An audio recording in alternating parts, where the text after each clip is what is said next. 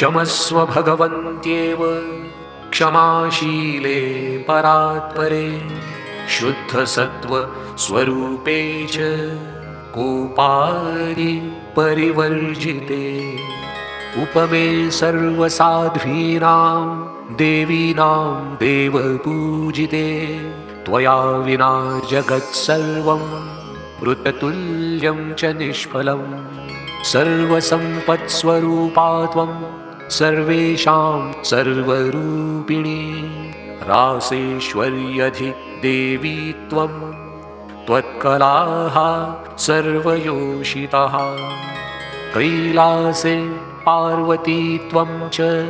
क्षीरोदे सिन्धुकन्यका स्वर्गे च स्वर्गलक्ष्मीस्त्वं मर्त्यलक्ष्मीश्च भूतले वैकुण्ठे च महालक्ष्मीर्देवदेवी सरस्वती गङ्गा च तुलसी त्वं च सावित्री ब्रह्मालोकतः कृष्णप्राणाधिदेवी त्वं गोलोके राधिका स्वयं रासे रासेश्वरी त्वं च वृन्दावन वने वने कृष्णाप्रिया त्वं भाण्डीरे चन्द्राचन्दनकानने विरजा चम्पकवने शतशृङ्गे च सुन्दरी पद्मावती पद्मवने मालती मालतीवने कुन्ददन्ती कुन्दवने सुशीला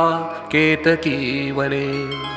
कदम्बमाला त्वं देवी कदम्बकाननेऽपि च राजलक्ष्मी राजगेहे गृहलक्ष्मी गृहे गृहे इत्युक्त्वा देवताः सर्वा मुनयो मनवस्तथा रुरुदुर्नम्रवदनाः शुष्ककण्ठोष्ठतालुकाः इति लक्ष्मीस्तवं पुण्यं सर्वदेवैः कृतं शुभं यः पठेत् प्रातरुत्थाय स वै सर्वै लभेत् ध्रुवम्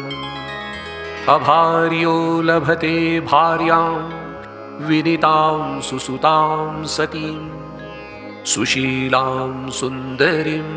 रम्यामतिसुप्रियवादिनीं पुत्रपौत्रवतीं शुद्धां कुलजां कोमलां वराम् अपुत्रो लभते पुत्रं वैष्णवं चिरजीविनम्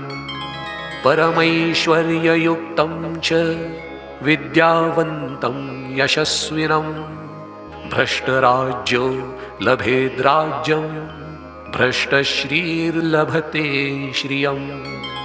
हतबन्धुर्लभेद्बन्धुं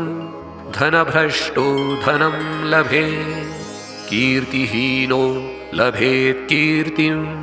प्रतिष्ठां च लभेत् ध्रुवम् सर्वमङ्गलदं स्तोत्रं शोकसन्तापनाशनं हर्षानन्दकरं शश्वत् धर्ममोक्षसुहृत्प्रदम् इति श्रीदेवकृत लक्ष्मीस्तोत्रं सम्पूर्णम्।